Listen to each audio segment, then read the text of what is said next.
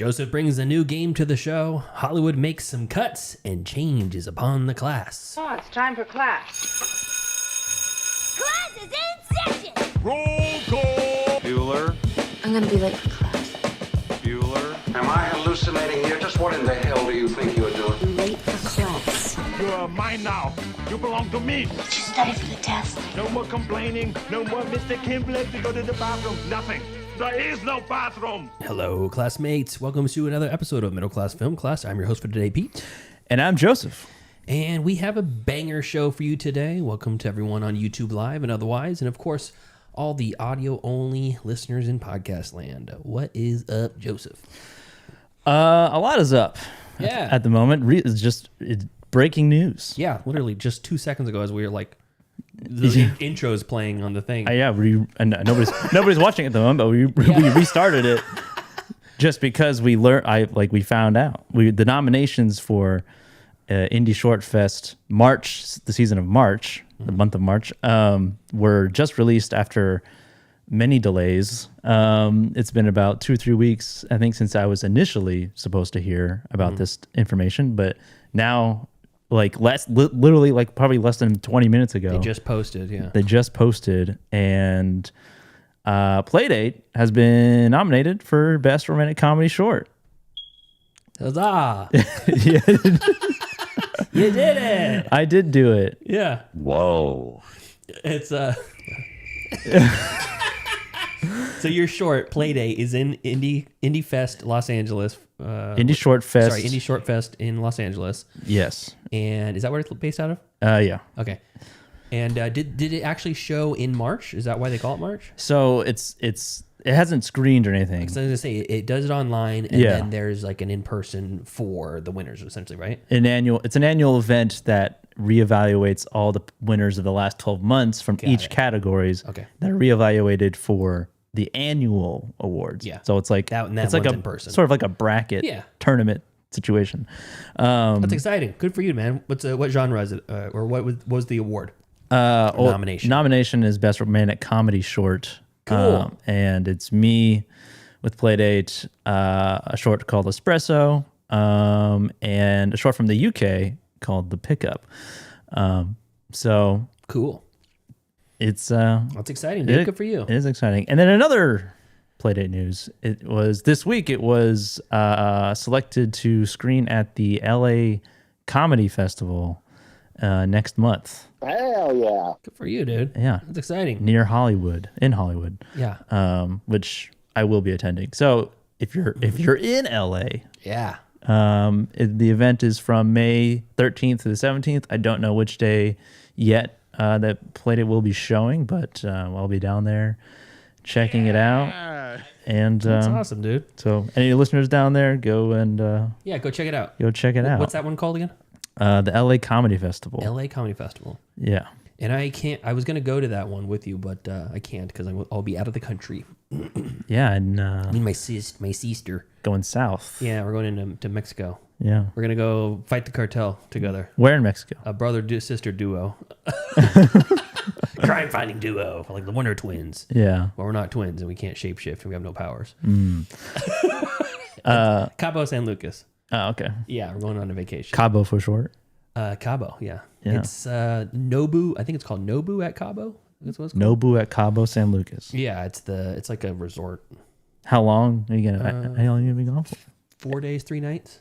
So that same amount of time that it's literally like the day before. I think it's the 14th to the 17th. Oh, okay. Yeah, it's unfortunate. It's That's like, okay. Hey, because that's attainable. Let me see if that's right. Nobu. Hola, Cabo. Nobu? Isn't that a sushi place? Nobu Resort, Los Cabos, Mexico. Oh, okay. Yeah, I thought it was a restaurant. That's a sushi place in LA somewhere. Yeah. Fancy place. They were doing so good at sushi, they decided to make a resort in Mexico. Yeah. It's one of these like all-inclusive things where they like treat you like king. Oh, okay. And then I come home and get disrespected immediately as soon as I walk in the door. And this is so for the same reason that you went to Canada. Yeah, You're yeah. now going to Mexico. Yeah, it's for our food drive. It's an award I won for the food drive. Look at results. us. Yeah. Getting awarded. Hey, look at that. For our things that we do in our careers. Yeah, it's exciting. Yeah. Please clap.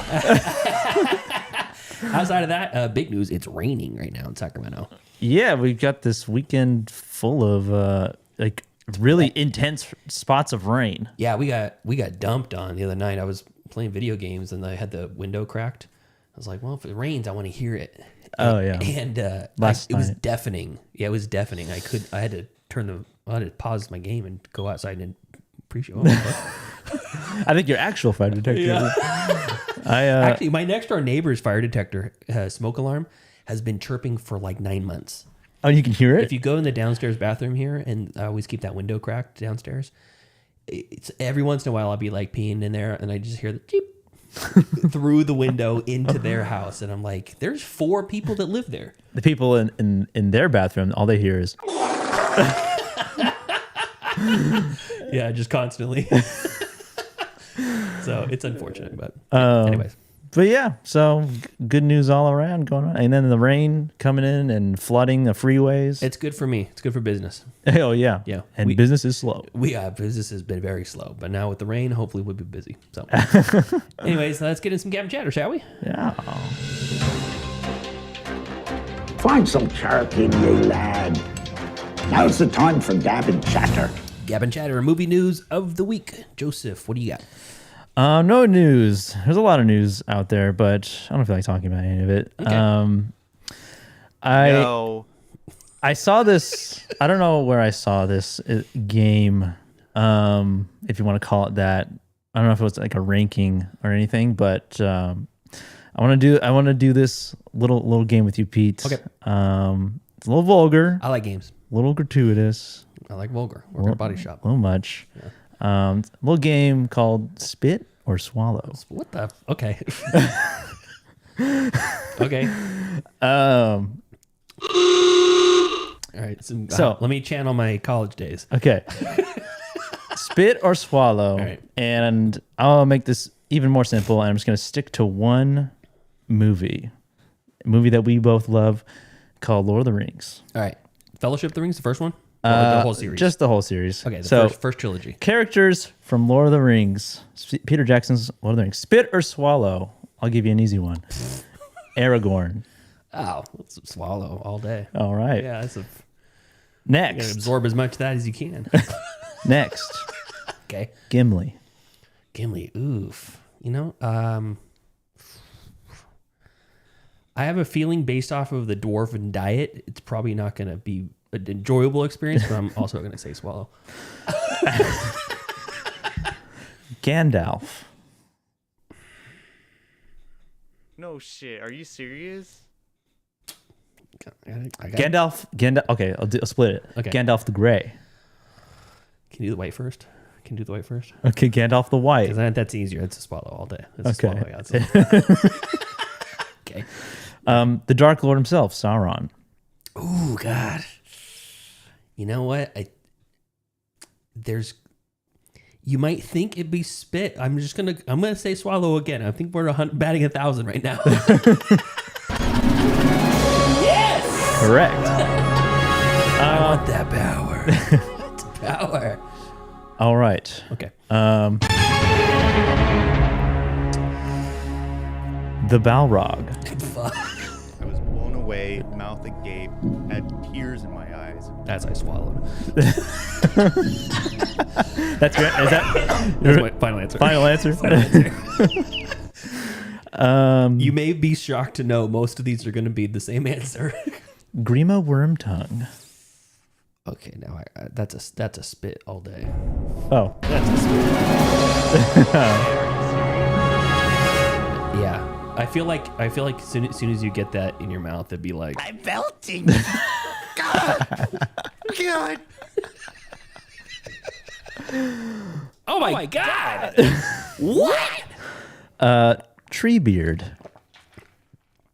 Ooh, that's dangerous. Splinters. Well, it could have his seed might grow. Now, well, it's like a watermelon. You just, Yeah, exactly. watermelon It's seed. one of those ones. I swallowed a watermelon seed. Now I got a watermelon growing inside me. Only that guy wasn't a watermelon. He was a tree. well, dude. We just don't know. I'm gonna say spit the seed. Treebeard? Spit the Treebeard seed. Spit. I'm sorry. Okay. Stop it. What was the town that they go to in Fellowship when they're first on the run? The hobbits. When it's raining. The Inn of the Prancing Pony. Yeah. What town is that? I could have sworn it was Bree. Oh, Bree. Yeah. Yeah. So Bree Swallow. you know a Bree. Yeah. It's called Gruel. The gatekeeper. The gatekeeper that lets them in. The gatekeeper at Bree? Yeah. I don't think there's one redeeming quality. He got squashed by the wall. Did he? Yeah. I Oh remember yeah. When the Wraiths come in. come in. Yeah. They come in.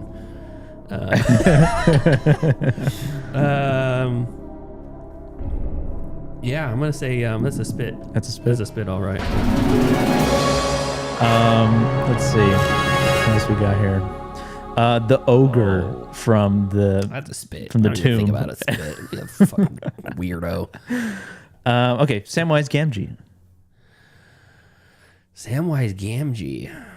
No shit. Are you serious? He'll take care of you. Make sure you're okay.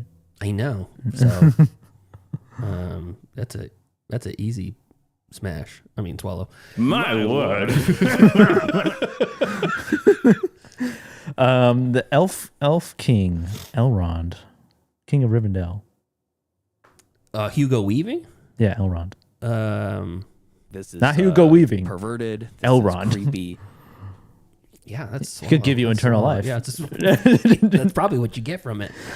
That and herpes. Yeah, he is a. That's a swallow. He's very old. So I was gonna say he's been around. And herpes is forever. Yeah. Denethor. Denethor. Which one is that? He's the steward of Gondor. The Steward of Faramir's Gondor. dad. Boromir's dad. Oh, Boromir and Faramir's dad. Yeah. So the dude that eats the cherry tomatoes. Yeah. That's a pass. That's a spit. Spit. Why don't we have to have it in my mouth? He wants you to suck on it like those cherry tomatoes that You he's like eating. watching this, you fucking pervert. All right, who else we got? Legolas. Let's swallow. You can walk on top of snow. You ever see that? You ever Yeah. notice? He walks on the snow. Everyone else is in the snow. He's on the snow. How'd they do that? There was a while ago, there was a heated debate with some people, with Camille and the Mother Wound gang, Okay. about the weight of Legolas and elves, and like with that concept of like they can walk on, So they can walk on snow like without sinking in. They're postulating that the reason he can walk on top of snow is because he's light. But I don't exactly remember the nature of the debate, but the premise of the debate was how many elves would it take to lay on top of you before you get crushed? What? If they're so light, But they're not. is it? They weigh the same as the rest of us. Is it just that they're in tune with nature? they know how to Yeah. weight distribute their weight? Yeah. They're in tune with nature is what it is. Jesus walked on water. He was heavy.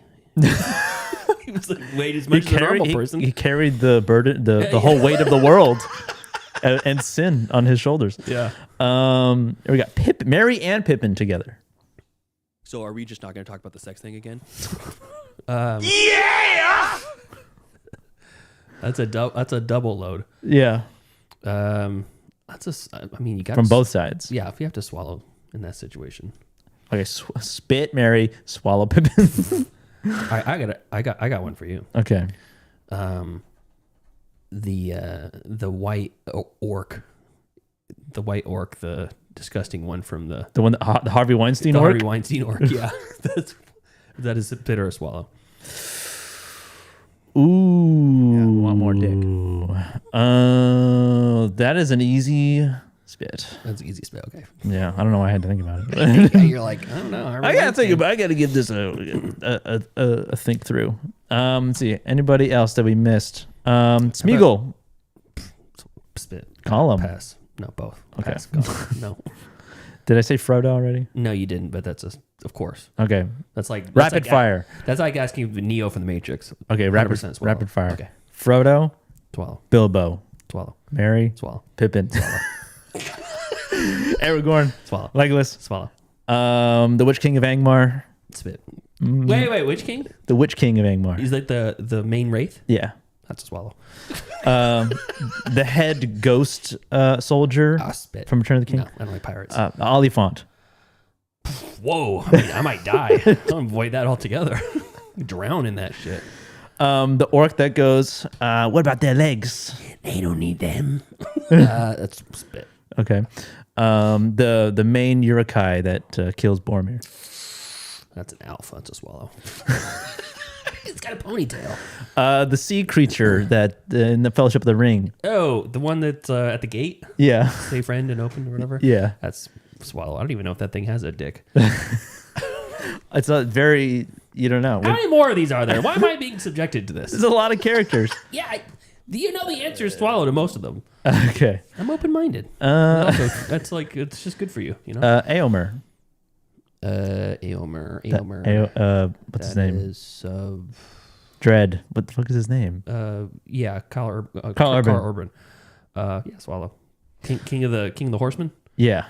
You tell me, the horsemaster is what he calls him. Yeah. You tell me your name, horsemaster, and I'll tell you mine. And to round it all out, let's see, Theoden. Oh, spit. Okay. I know. Rest in peace. Okay, Theoden when he's possessed by the Both. dark. Okay. Both. Well, I'm not a huge Theoden fan. Okay. You know. He was a little conservative in that. Yeah. Feeling good. After all that jism, Yeah. I'm feeling strong, baby. I can feel it coursing through my body. Yeah. Well, thank you for playing Spit or Swallow. What is this?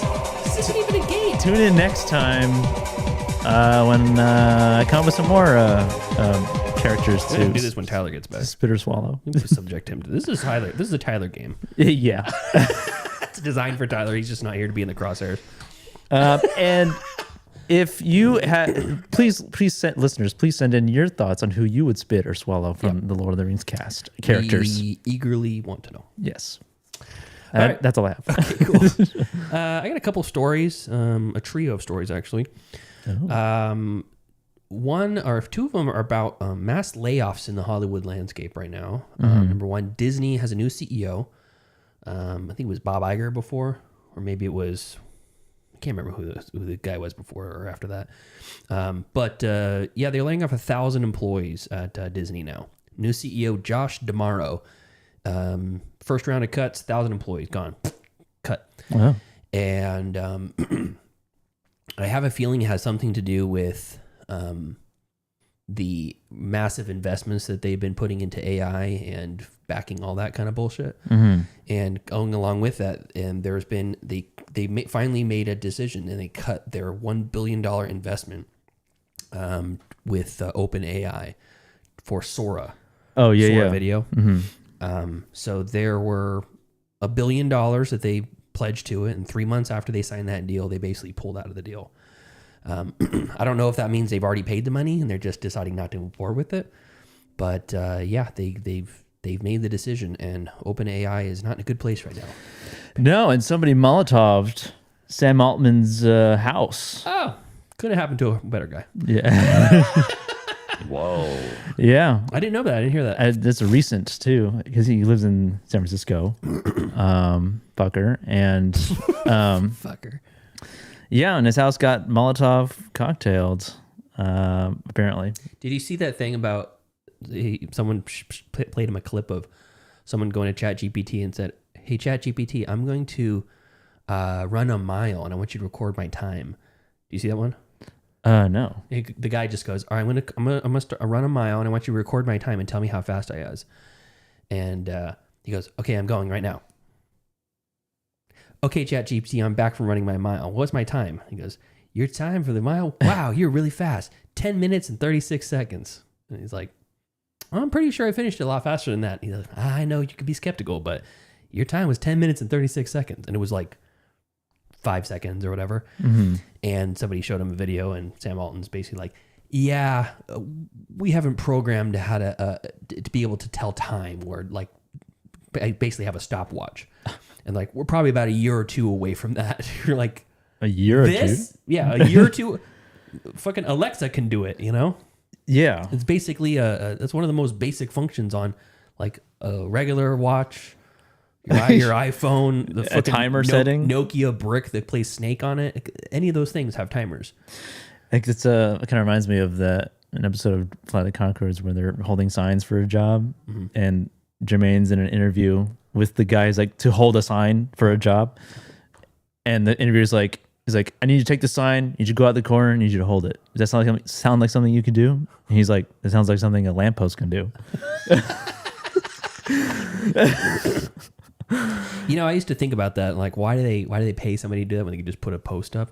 But once you put a post up, it becomes permanent, and there's rules and regulations. You can have a human being stand on anywhere you want as long as it's public property. Yeah. Yeah. Hey, look. And the art of sign spinning was born. Yeah. Did you see the guy in Sacramento that was he was for the Lazy Boy spot? Like there was a Lazy Boy store, and they put a Lazy Boy recliner on the corner, and he just sat in it, reclined back, and had the sign sitting on top of him. Fucking great advertising. That's so funny. Subverted the sign spinner idea. Shows off like, man, I wish I was that Lazy Boy. Yeah. But anyways, fuck Sora, fuck AI. Sora's actually, I think, completely gone now. Yeah. Yeah. Could have been because Disney pulled out that $1 billion. But then on top of that, Sony has came in and made some sweeping changes as well. So there's a massive reorganization with Sony Pictures, official company name, Sony Pictures Entertainment. Two heads of Sony Pictures Television nonfiction have exited. They didn't say if they were fired or they quit. And their departments got rolled up underneath Sony Pictures Television Studios under a separate department. And then they laid off every single person in those departments. They basically consolidated them. Yeah. So there's hundreds, doesn't say exactly how many hundreds, but hundreds of people have been laid off from Sony as well. And, you know, I just can't, I don't know about you, but I'm just tired of winning. Tired of this economy just booming, you know? Yeah. All the kinds of great stuff happening in Washington. It's just trickling down to everybody else. Feels great. Gas is cheaper than it ever has been. Jobs are just falling out of the sky. Things are looking up. Yeah. All of our national parks and state parks are fully funded. Yeah. And operational. Yeah, and our allies across the world we're in high regard still, of course. So, anyways, Hollywood's collapsing. At least all the big tech assholes and the big companies that are, pushing the boundaries of being a cunt, and they're now starting to lay off people in droves. So, yeah, hopefully that means that people are getting the message. Well, yeah, that, but yeah, that too. But also maybe those people are going to be able to get picked up, the good ones from studios that actually value creatives and value, storytellers and, auteurs. Yeah. Whoever that may be, there's all a billion smaller studios out there that are making stuff that's really interesting, and they're letting filmmakers just make the project that they want instead of, movie by committee or whatever. Yeah. So anyways, that's all I got. Cool. Before we get to streaming picks, so Joseph and I have been talking about the state of the show and where we're going without Tyler being here. And we talked with Tyler yesterday. On messages? Day before yesterday, yeah. And he's the update from Tyler is that he's starting to feel better, but the doctors are essentially thinking that he's going to be in this state of pain for most of his life, if not all of his life, unfortunately. So he's working towards baby steps towards getting his life back to normal since he's fractured 2 vertebrae. And if you didn't know, that's what happened. And the next step for him is getting his license back. Once he gets his license back, then it's back to semi-normal. He can travel here on the weekends. We can record again.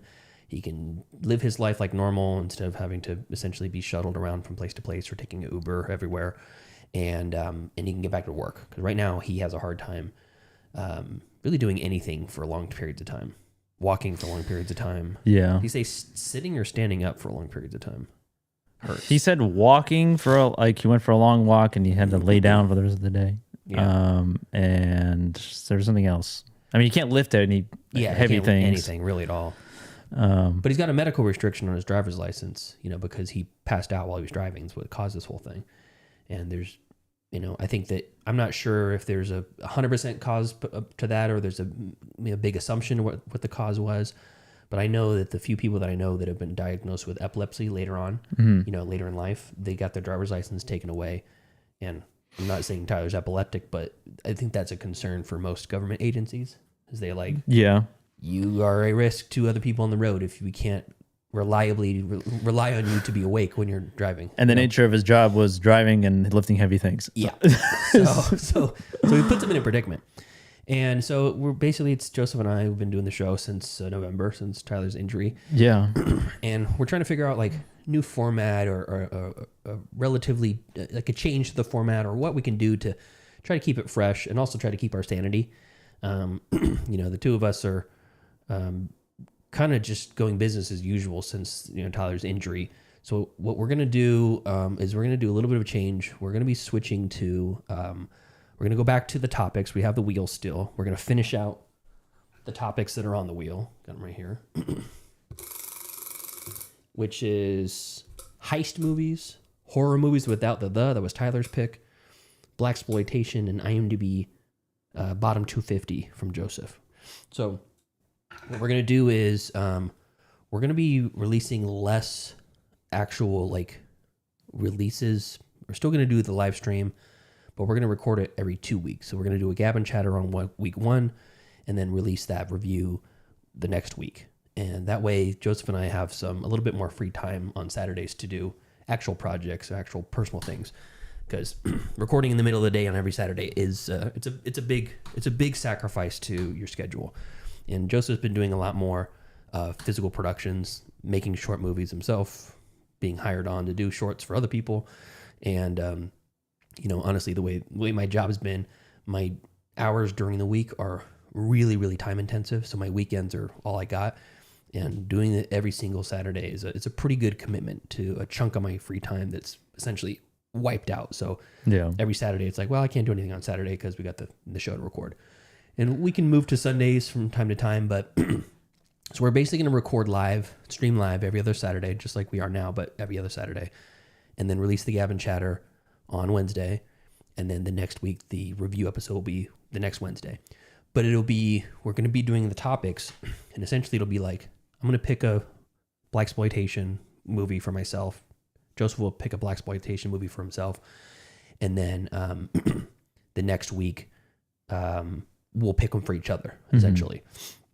And then we'll basically query the cool ass yard duties and say, what do you guys want us to watch? And then we can do we'll both watch something and talk about it, on one of the episodes or whatever. So it'll be a little bit of an extended episode on the review side, because we'll be talking about 2 separate movies or even 3 movies potentially. So kind of like streaming picks, but instead of dragging out one long review of one movie to 45 minutes to an hour, with just the two of us, I think we can fit in 2 movies in about an hour, and it'll be just as much value, if not more value, added to the listeners. Yeah, and going down, I guess, sort of back to 1 episode a week, and then alternating Gab and Chatter review, Gab and Chatter review. Even though it is only 1 episode, one kind of episode per week, you're still going to record live the same 2 episodes in the same 2 or 3 hour session. Yeah. So you can still get it in one go if you want. Yeah. Anybody that wants to watch it now, you just go to the live, watch it live, or watch it on release after the fact. Because the live episode is live right now as we're recording it, but as soon as we stop, it gets uploaded and you can revisit it as a VOD. Yeah, so its own video. So it's available the whole time. It's just the audio only version is going to be one or the other. Yeah, every other week. And if you're a cool ass yard duty and you support us on the Patreon, and or even just a class clown or new student or any level of the Patreon support, and you feel hey, I was down to support the show in the current amount of content that I'm getting, and it's getting less, and you feel like that's not of value to you anymore, completely fine. No hard feelings. If you need to cancel or want to step down or whatever, if you still find value in the show and you want to continue to do that, great. If you want to be a part of the show on a bigger level, just send me a message. I don't think I've ever once someone's like, hey, I want to come on and talk about this. Or, if you ever guys I still have Dallas gave or he wrote in and said, hey, if you need an episode and you have nothing to talk about and you need something, I'm happy to come on and do another trivia show with you guys. Have that in my back pocket still. And he's been on the show a number of times and great guest every single time. Yeah. And, but we've never taken somebody who's written in and said, hey, I want to participate in the show in this way. Or what do you think about this? And said, nah, it's a stupid idea. We're not going to do that. Or just ghosted somebody.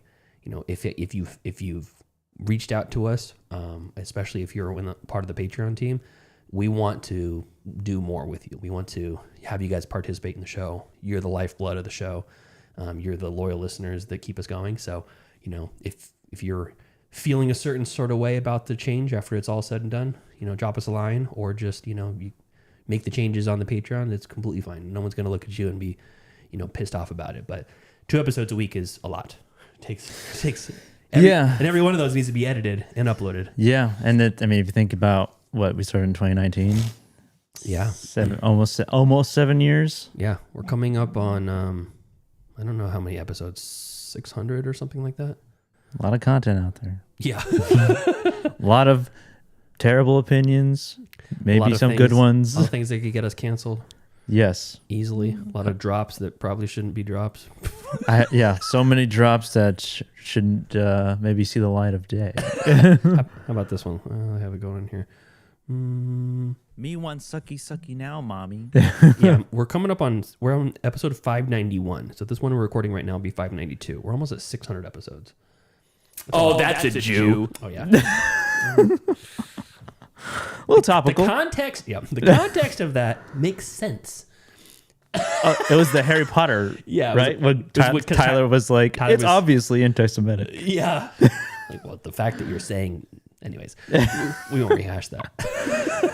It is such a weird thing to call out, even though it might be true. But to even broach the subject, is that supposed to be a Jewish person? Wait a second, that kind of looks like a Jew. That may be a new job now. To even suspect something like that, but you have to be the one to call it out, and you'd be like, why would you? Is it not more anti-Semitic or racist or sexist of you to even call it out like that? Why would you? Whoa, what are you talking about? What's going on in your head? You ever listen to This American Life? No. So you know who Ira Glass is? Yeah. Okay. So he has these interstitials on the show, and he'll talk to staffers and whatever. Usually it's a conversation about the topic they're about to talk about.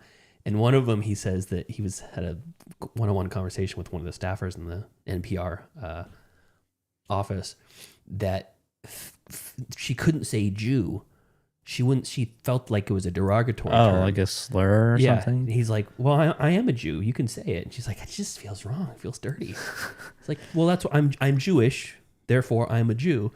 You can say it.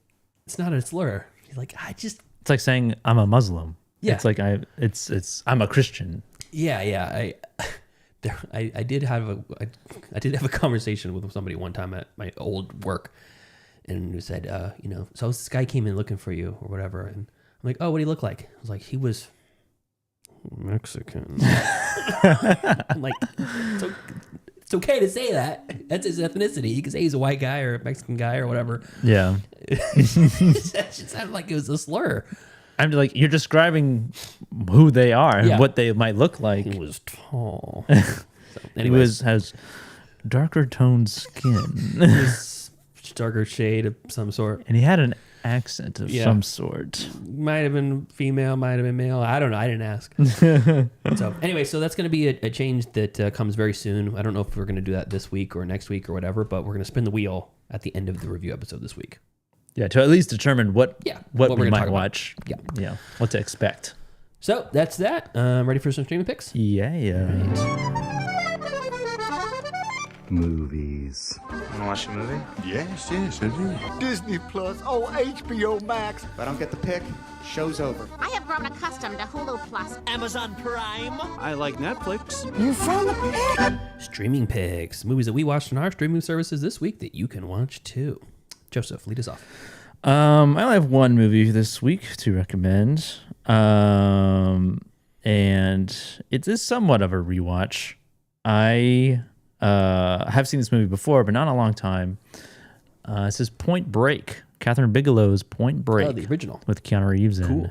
Patrick Swayze. Nice. And I feel like this movie gets its most attention from Hot Fuzz.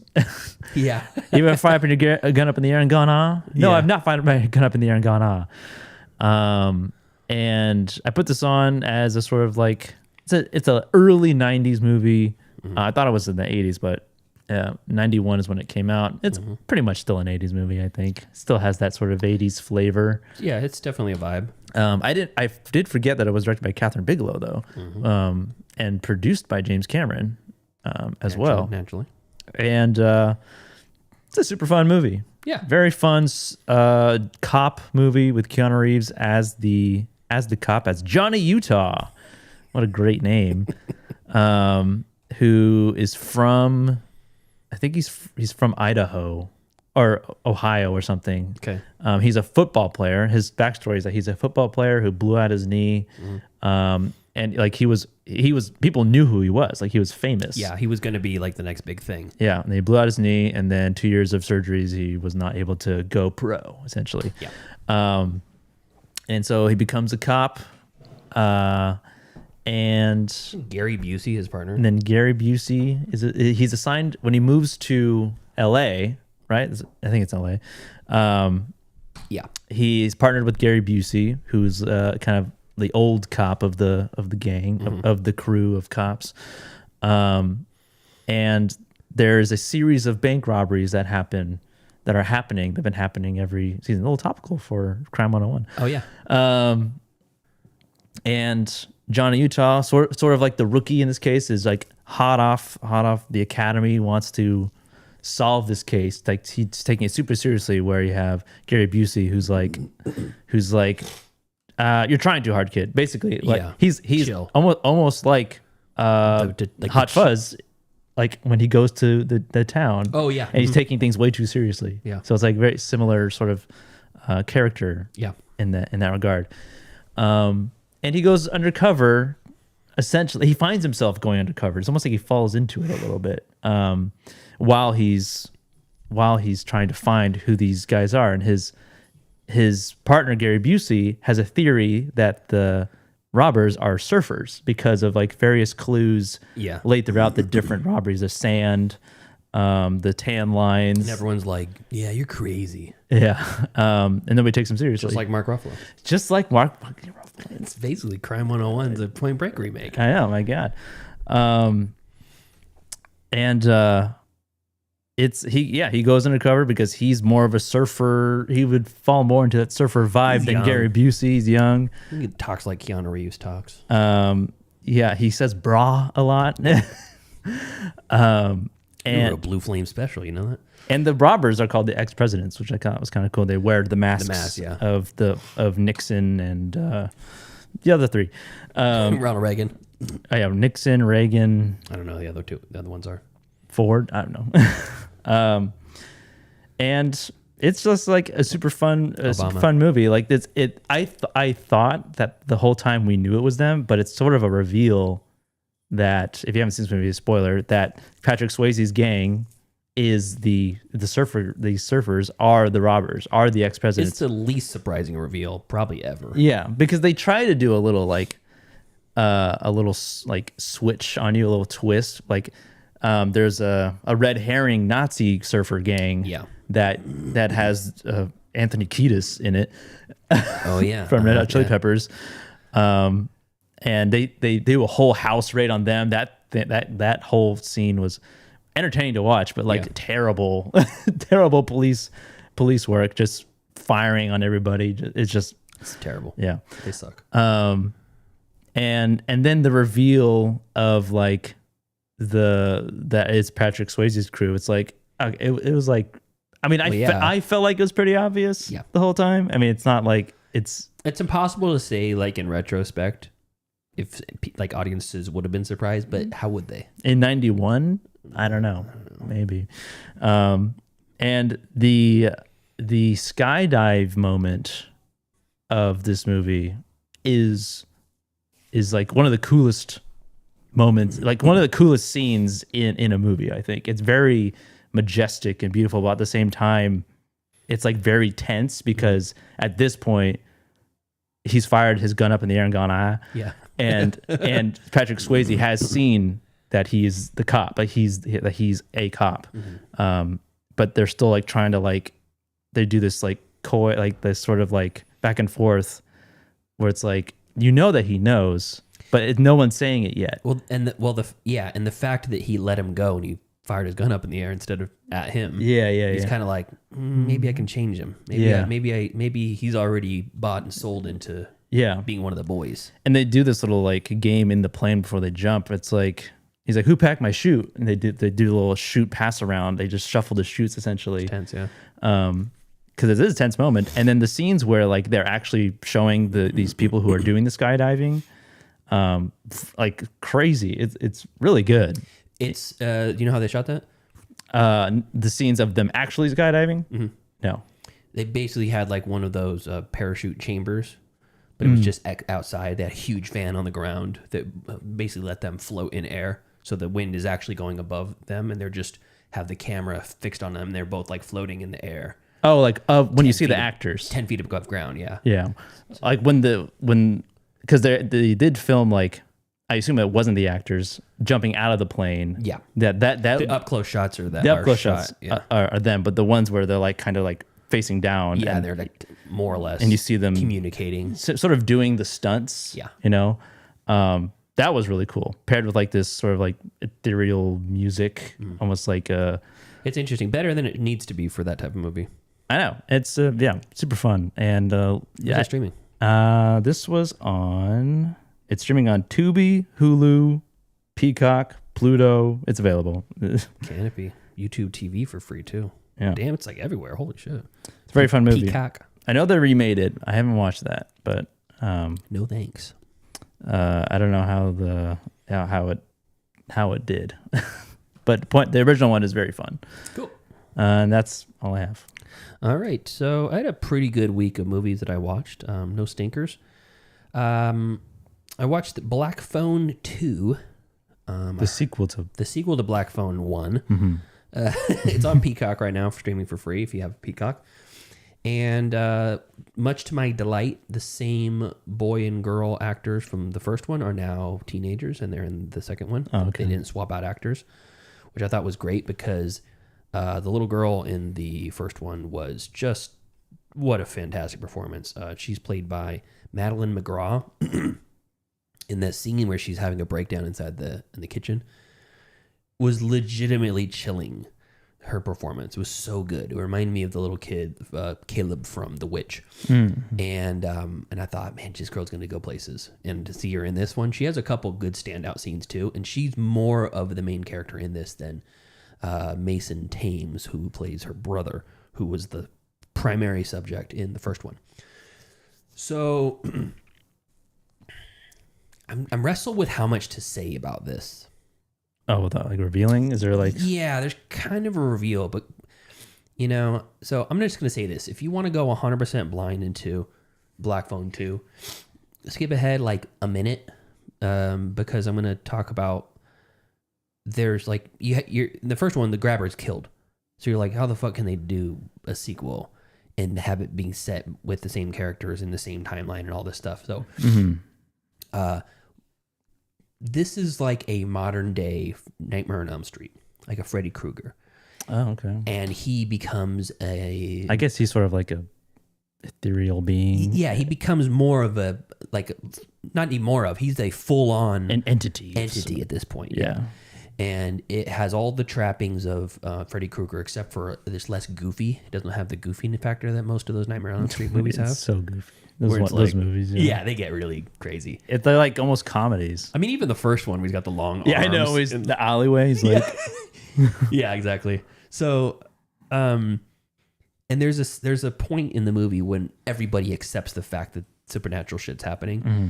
And in the first one, it's very much like a Stephen King traditional. He's Stephen like a Pennywise. King. Well, yeah. In the first one, he's just like a kidnapper, But then there's the grabber. But then there's this phone that lets you talk to ghosts, and it's like, well, the guy that's killing you is not supernatural, but this phone is supernatural. In the second one, like he's a fucking ghost, basically. Yeah, because what dead. happens at the second one, the first one. Yeah, is, and it literally is just like Nightmare on Elm Street, where you have when you're asleep, you're subjected to this. And I don't know why that is, but it seemed to work because this really worked for me.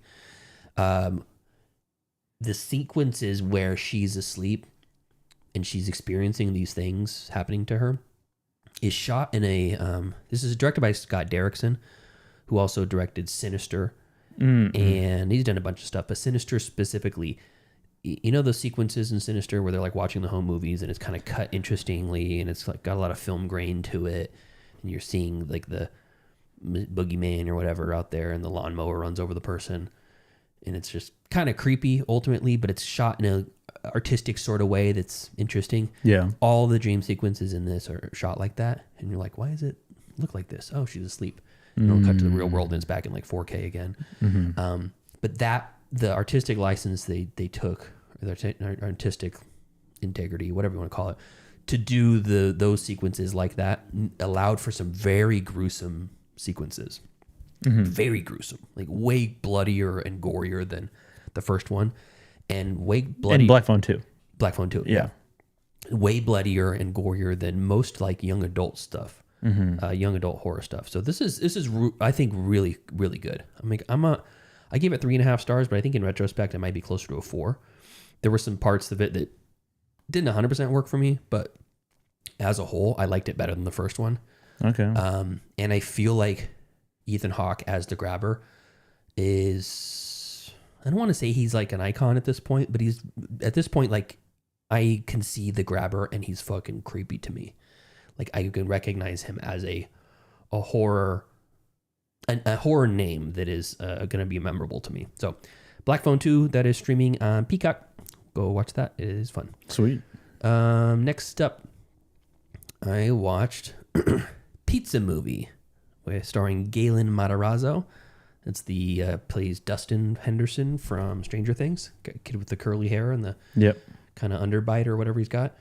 This is streaming on Hulu, and I remember hearing about this a while ago. And basically the concept is that 2 college roommates, they're like freshmen or maybe sophomores in college, and they're losers, and they take drugs, and they go on a mission to go pick up a pizza that's down in the lobby. And that's the whole plot. That's the plot? That's the plot. They're going down. down. Go get the pizza down in the lobby, but they're on a trip. Oh, okay. And that's really, truly is the plot of the movie. They're on a drug trip. A drug trip. Oh, interesting. They find drugs and they take the drugs. That is interesting. You have your A to B concept, but to raise the stakes, it's 3 stories down. They're on the 3rd level of the dorm, and they have to go down the lobby where the pizza has been delivered. They need to go retrieve the pizza from the delivery robot, which has the pizza inside of it. And they have to go down there, but they're having an acid trip. But it's not acid; it's a new drug. Okay, it's made up for the movie.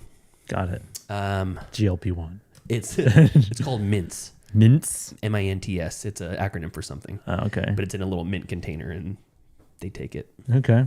And this is Galen Matarazzo, like I said, and then Sean Gambroni, who have you seen Meet the what the fuck is it called? Meet the Goldbergs. Meet the show? TV show? The Goldbergs. Is it just called the Goldbergs? Yeah. So he plays the oldest son in it. He's a goofy kind of awkward son. He played the kid from Nacho Libre. Really? Yeah. Oh. He played young Nacho in Nacho Libre. Oh, interesting. Yeah. Well, he's in this and he's great. Cool. Him and Gaten Matarazzo are super funny, and they're super awkward and self-deprecating, and they're different types of nerdy and different types of socially outcast. And Lulu Wilson is also in it. She's kind of a friend who used to be a friend. Now she's hanging out with these douchebag cool kids and kind of left them behind. And she's the girl who plays Becky in The Wrath of Becky, the little blonde girl. She plays like the little girl who's is a psychopath. Becky in The Wrath of Becky, are those movies related? Yeah, that's a sequel. Okay. Wrath of Becky is a sequel. The first one's just called Becky with Kevin James. Kevin James is a white supremacist. The Got it. second one is Sean William Scott is a white supremacist. Oh. Yeah. So those are the 3 kind of leads: Gaten Matarazzo, Sean Giambroni, and Lulu Wilson, and they do really good. This is written and directed by Nick Cocher or Cocker Cocker. Kocher and Brian McElhenney. They're both they are kind of a writing directing duo that have been writers for Saturday Night Live, and they've done some other projects I've never heard of before. But they make a very small cameo in it, and it's very funny. And this is either you're gonna love the comedy of it or you're gonna hate it. The first half of the movie, I thought this is one of the funniest movies like I've seen in a long, long time. Second half doesn't quite live up to the hype, but man, it's still really funny. Yeah, it sits at like a 5 something on IMDb. Would you say that's accurate? No. What would you put that at on an IMDb scale? IMDb scale, probably like a 6.5 or something like that. Okay. I thought it was really funny. It's a even 3.0 on Letterboxd. Highest number of ratings are a 3 stars, and then a 3.5 stars, then a 4 stars. I'm about probably around a 4 star. Okay. Yeah, and if the second half had the momentum that the first half that we did, then it would be really fucking funny. I mean, it would be like a lasting legacy comedy. As it stands, though, it's still really funny. It's like a stoner comedy, and it's really good. So yeah, watch that. It is on Hulu, I believe. Yeah, Hulu is what I said. Binge Lord Dan says it was one of the funniest movies he ever saw. If the humor lands on you, this could be an all-timer for you. Next up, watched a documentary called Swamp Dog Gets His Pool Painted. Oh yeah, you were telling me about this. Yeah. This one is Swamp Dog. Funky. The name of Swamp Dog sounds like something in like a drug lord in a movie, like Pizza Movie. Oh yeah, I see. He's a blues and funk and soul musician. He sings, he plays guitar, he's kind of a jack of all trades sort of a guy. And it's streaming for free on Canopy, but you can rent it on Amazon Prime for like $4 or Plex for $5. And it's really not about him getting his pool painted. He lives in LA, and he's in his kind of nice little house, and he's got a pool, and he wants to get it painted. But really, the entire movie is just him talking about his career and other people talking about his career. And then he has 2 roommates, Guitar Shorty, who's another old timer, classic funk and soul guitarist, and then Moog Star, who's a much younger, really interesting, very eccentric artist who also makes music, and who's just the 3 of them together, just a weird motley crew, which are super interesting. And the talking heads and the people they interview in this are very wide ranging. Like there's music producers and musicians, but then there's also like Johnny Knoxville and Mike Judge and Tom Kenny, the voice of SpongeBob, are all like people they interview, and they have the big party at the end when they're having a pool party once the pool's all done, and they're all there. Like Tom Kenny's there with this freaking little hat on, and you're like, hey, that's SpongeBob over there with all these like cool ass like super hip musicians and stuff, and then Tom Kenny, and Mike Judge. So in the very end, you don't get to see what the actual pool painting looks like until the very last shot of the movie, and I'm like, cool, I finally got to see what got painted on the pool, and it's pretty fun. So, this is more of a music documentary about a legend that I never even heard his name before, but he's apparently very well established and is like an early contributor to like modern funk, blues, and soul. So, I like this quite a bit. Swamp Dog Gets His Pool Painted. It's from 2025, streaming on Canopy for free. Another interesting documentary that I watched. This is one, Joseph Bridges. If you're listening to this, this is called Mole Man from 2017. And I know Joe loves these types of movies because this only has 400 people on Letterboxd have even logged this movie. So it's a very low watch movie. Like no one's seen this movie. Oh, it's a documentary, and I'll read the synopsis. Mole Man follows Ron, a 66-year-old autistic man who has spent the last 5 decades building a 50-room structure in his parents' backyard. It uses no nails and no mortar. Ron instead creates perfectly balanced structures from scavenged materials he finds in the woods outside Western Pennsylvania home. When Ron's father passes away, leaving him alone with his 90-year-old mother, Ron's siblings are left to figure out what's better for Ron, who's never been officially diagnosed with autism, when his mother can no longer care for him. In an effort to find money to keep Ron in his home, his friends team up in a search of a mythical mansion that Ron insists lays abandoned in the forest. So this is one of those documentaries where you're like, how much of it is like it's a good documentary and how much of it is it's a really good subject. Because Ron is a fucking very unique individual and he's really interesting. He's definitely autistic, severely autistic. But he grew up in a time, he's 66. He grew up in a time when they barely knew what autism was. And his parents were just like, he likes to build things, we'll let him build things. So he literally goes around on his little motorcycle.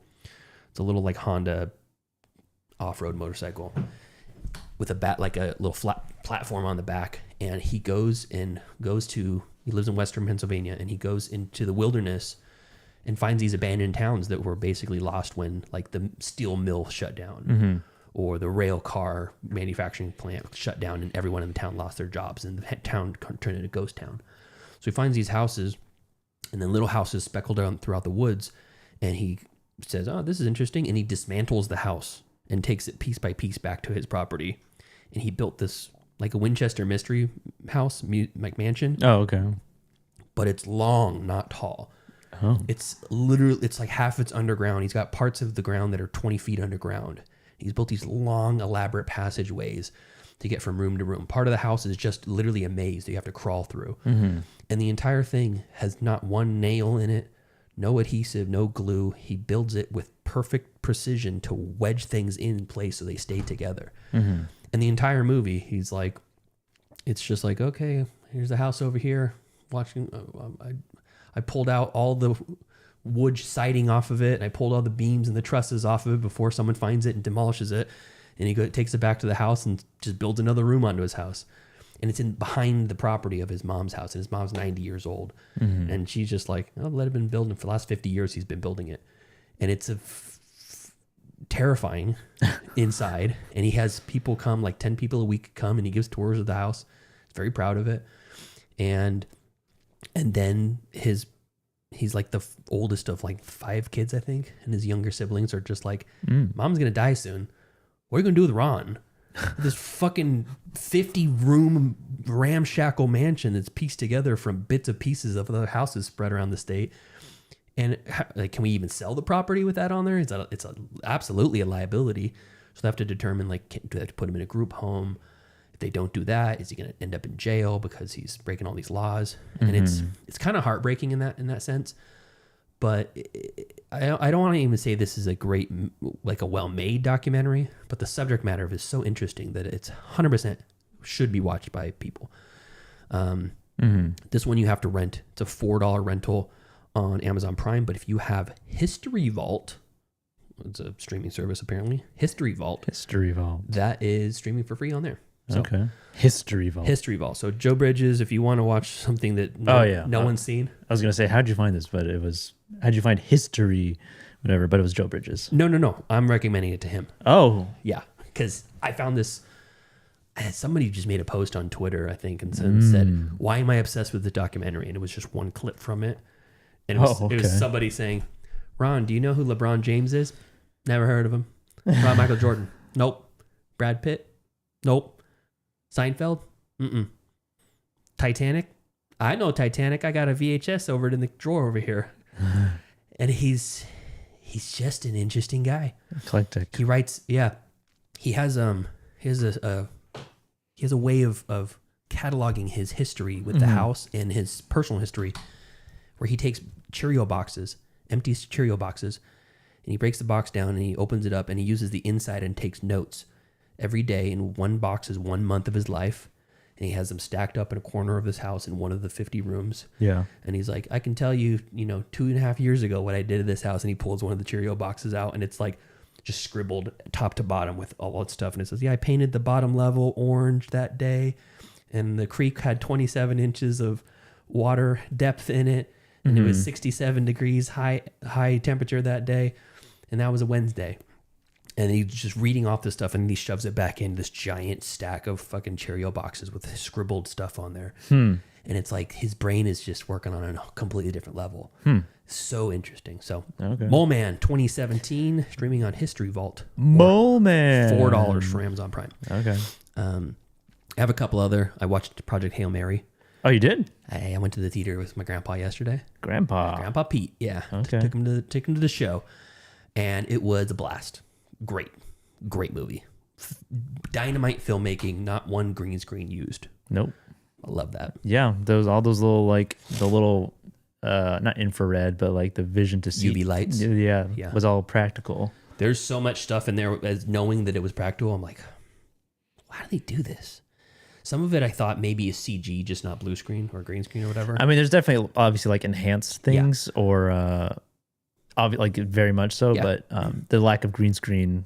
Well, there's the creature in there that I think that there's the puppeteer for Rocky. Yeah, and that most of it, I'm like, if this is a puppet, it's a great looking puppet.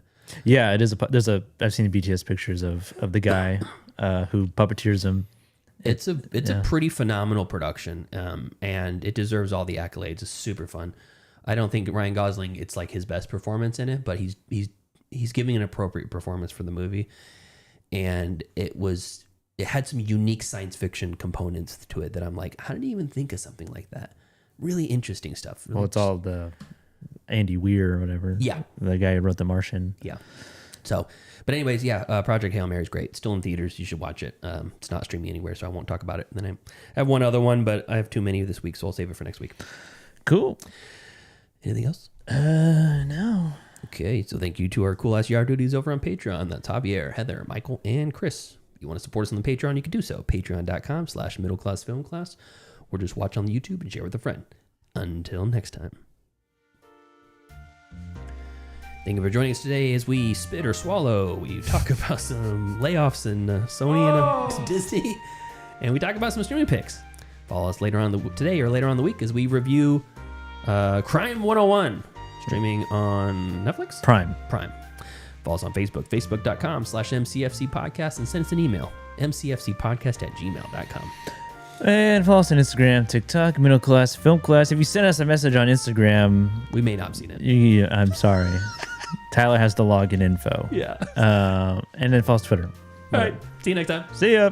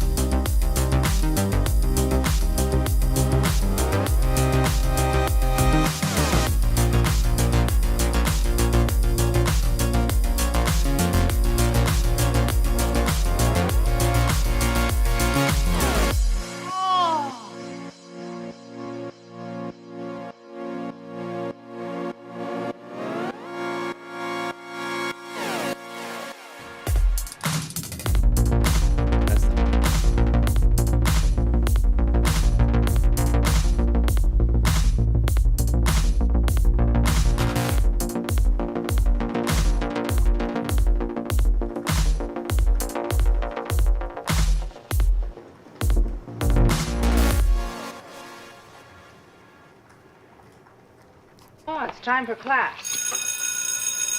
Class is in session! Roll call! Bueller? I'm gonna be late for class. Bueller? Am I hallucinating here? Just what in the hell do you think you're doing? I'm late for class. You are mine now. You belong to me. Did you study for the test? No more complaining. No more Mr. Kim left to go to the bathroom. Nothing. There is no bathroom. Hello, classmates, and welcome to another episode of Middle Class Film Class. I'm your host for today, Pete. And I'm Joseph. And today we're doing a review episode, a new release movie starring Chris Hemsworth and Mark Ruffalo. Today we're reviewing Crime 101. Take a deep breath in. And exhale. What do you see? Halle Berry. What do you feel? Feel this moment. Yeah, wouldn't die for insurance company. Get it? But there's water in the trunk. You'd have been certain, could have been a cheat. You'd have stitched right to the police. He hits jewels, cash, and high-value items. He knows exactly what to transport and when. There's no DNA. He's in and out in seconds.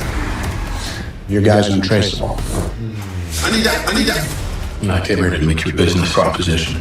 Worked at the same company for 11 years. You're a VP when you should be a partner. Those high-value items your company insures, I make them disappear.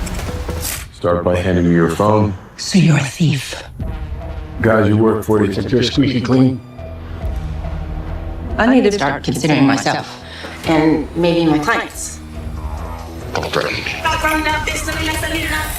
Life's too short to drive boring cars, right? If you see her with me, she's taken. What's the security setup? There's a courier carrying watches and gems, looking at $11 million in one room, of which I want 3. Let him rob the courier. And then you'll rob him. You're not vaccinated, are you?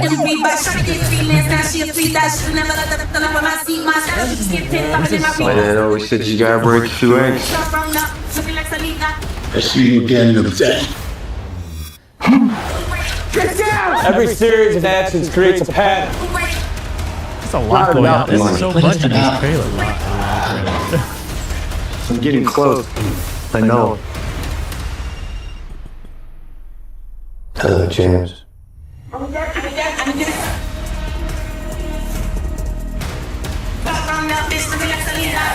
need that. Okay. Yeah. Crime 101, what is this?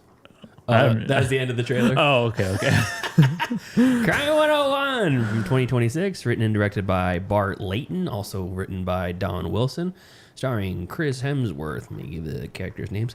Chris Hemsworth is Davis, Mark Ruffalo as Lou, Barry Keoghan as Ormond, Peter Banazav as Ben Haddad, Babak Tafti as Ali, Payman Madi as Sami Kassem, and Halle Berry as Sharon. And then you have Nick Nolte. Yeah, Nick Nolte is Money. He's way down the list. And Monica Barbaro. Monica Barbaro is in this for a minute, and so is Jennifer Jason Leigh for a minute. For even less than a minute, yeah. Yeah. So here's the storyline. An elusive thief eyeing his final score encounters a disillusioned insurance broker at her own crossroads. As their paths intertwine, a relentless detective trails them, hoping to thwart the multi-million-dollar heist that they're planning. This is a caper, heist, psychological thriller, crime drama, and thriller on IMDb. Psychological thriller. Psychological thriller. Yeah, I don't know. I was psyched out of my mind. I was on acid when I watched it. So,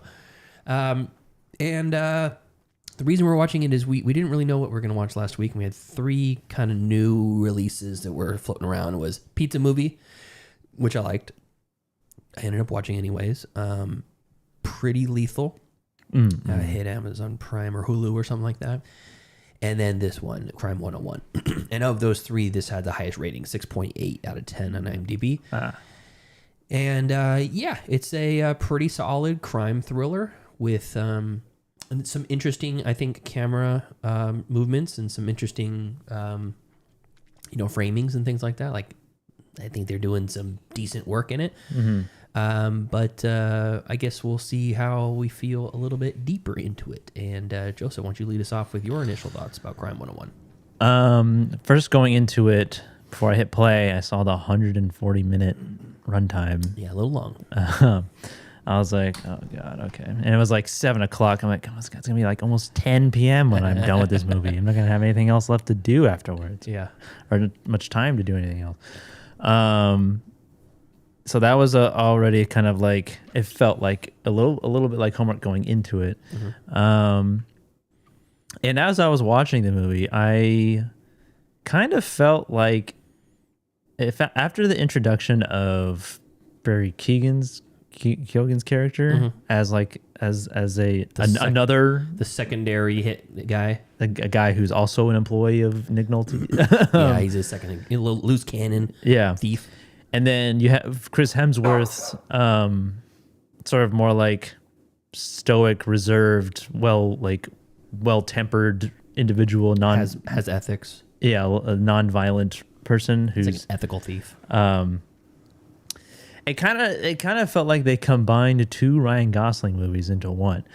You have Drive and that is Chris Hemsworth, and then you have the bleach blonde, bike riding, terrible at robbing Barry Keoghan's character from as Luke from Place Beyond the Pines. Yeah. And I was like, some similarities going on here. Interesting. I didn't put that together, but now that you pointed out, yeah, for sure. A little bit. And then also as in our previous episode, our Gavin Chat episode, talking about Point Break, there's like the pattern of the Crime 101 is I lost Davis. His character is only stealing from businesses, people essentially. Yeah. On the 101 freeway, highway, whatever, along the route from like north to the south, like from like stretching miles. And Lou, the detective played by Mark Ruffalo, is noticing the pattern, and nobody believes him for some reason. Nobody believes him. So in pointing that out in Point Break with Gary Busey's character, the alternate Nick Nolte. Yeah. They do go for the same part sometimes. It's very similar. Like he has a theory about the surfers, and he's like, I know the bank robbers being surfers. It's like I know they're the surfers, the tan lines, the sand residue left behind, the sex wax.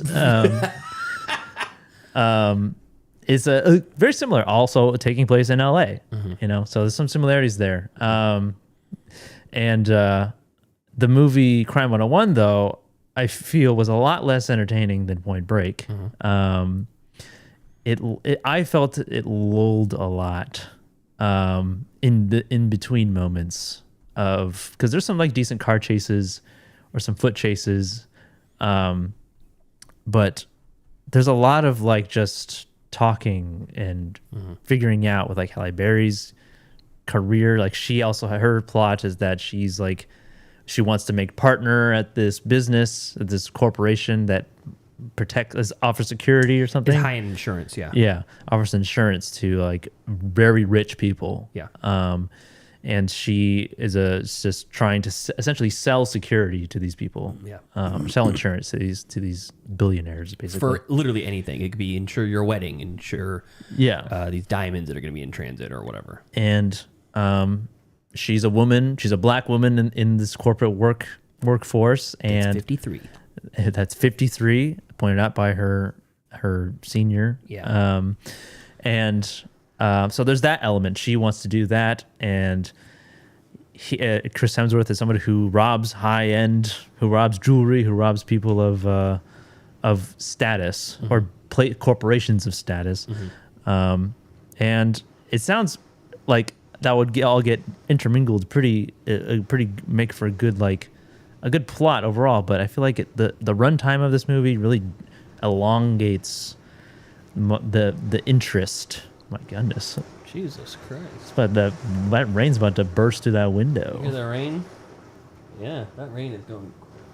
Holy shit. Yeah, it's coming down hard out there. That's crazy. All right. Yeah, it's just it felt kind of it felt unmemorable by the time it ended, and I did have a moment. I'm like, when it finally ended, I was like that. I was like, all right, finally. We did it. Yeah. Unfortunately, and it's not even that it was like necessarily bad at anything. I liked Chris Hemsworth's character as that sort of reserved, sort of Drive-esque type of character. And but I don't know. I just felt like it was just too much for what the actual story was. So it was pretty. If there was a mid movie, I would say that it would fit in that category. It is definitely a mid movie. All right, mid movie. Yeah. Okay, so my first thoughts were, I will see anything with Mark Ruffalo in it, especially like a crime or detective movie. Loved him in like Zodiac. Loved him in what's it called? Now You See Me. This is Zodiac I'm thinking of? Yeah, he's in Zodiac. Yeah, okay. I mean, Now You See Me is a kind of goofy ass movie, but I liked him in it. He's also playing a detective that's pursuing like a gang of magicians. Yeah, criminals. In this case, they're magicians. Yeah. And I felt like this was kind of like Drive, but mixed with Baby Driver, because Nick Nolte is like the Kevin Spacey character, and when he threatens to leave, he's right. It's okay to leave, you know. Yeah. Does Nick Nolte have the same condition that RFK has? Maybe. He also has the worm in his brain. He's got the worm in his throat. I thought Nick Nolte's character was unnecessary. Like, this guy it felt weird to me because, Chris Hemsworth's character is supposed to be, has his own connections. Like, he plans his own jobs at this point in his career, his criminal career. And he's got that connection with the guy that gives him the login to different people's emails through the porn website. Oh yeah. It's like, that took me by surprise. Like stepdadassblaster.com or something like that. I was like, oh, okay. He's just on porn, watching porn. Yeah. And then it's in the comments, in the comment section. Yeah. It's so funny. But he knows that guy. Like, Nick Nolte doesn't broker any of that stuff. He knows the guy. Yeah. It's like, what does he need Nick Nolte for anyways? Maybe at this point he's learned enough from Nick Nolte that he can now do his own stuff. Yeah. But either way, the only thing is, like, in Baby Driver, he's got something on him. Like, he stole something from him when he was younger, so he's... Baby Driver you meant. Baby Driver. Okay, you just said Driver. You said Drive and Driver. Oh, okay, my bad. Driver and Baby Driver. Yeah, Drive and Baby Driver. So in this one, Nick Nolte doesn't have anything on him except for that he's a criminal and he wants him to be a criminal with him longer. I don't know. So, there was that. Is he the best? No. Is it indicated at all that he's the best at No, he's just careful. being a thief? He's just careful, because he never leaves any evidence or whatever. And so I didn't need Nick Nolte, and I thought he was honestly phoning it in. I think he was the worst part about the movie. He's barely in it. He just, every scene he's in, he's just a wet noodle. So that part I didn't like.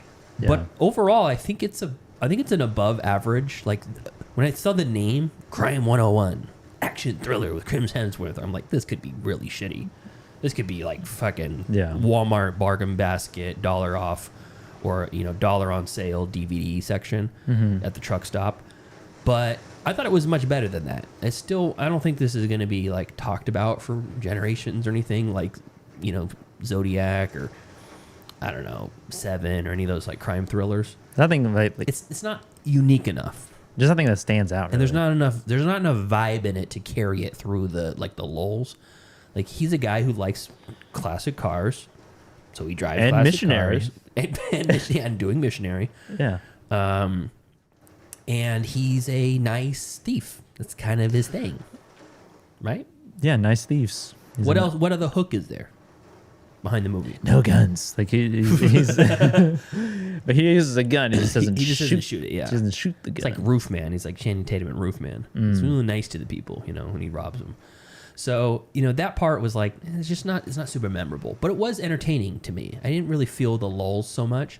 I just thought that my attention was being pulled to too many different directions. Like, you see this little burgeoning love story that he's got with Monica Barbaro. You see Yeah. Halle Berry's entire thing and how she's getting ready and stuff. And it reminded me a little bit of like Crash, where it's all these stories trying to intertwine together. The supposed bad Crash. Yeah, supposedly the one with Matt Dillon. Is it Matt Dillon? Yeah, Matt Dillon's in it. Yeah, and it's like you think that they're gonna intertwine together, which they do. Ruffalo goes to her yoga studio after he's already kind of talked to her about trying to get the polygraph, and then it's like Jennifer Jason Leigh left him and she's cheating on him, and so you kind of get a feeling for who that character is, but then you follow him into like his new apartment, and there was a lot of like unnecessary scenes that kind of bogged down things to like. Yeah, it just seemed unnecessary. I get it.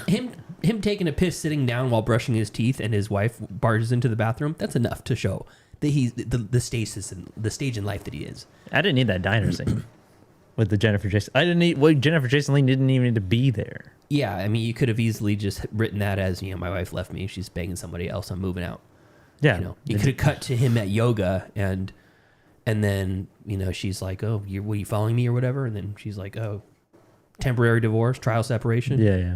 And then that's enough exposition. So they really could have trimmed this down, focused more on Hemsworth and his relationship. It should have been like 20-30 minutes shorter. Yeah. But overall, I still enjoyed it. I thought it was good. The car chase scenes were pretty good.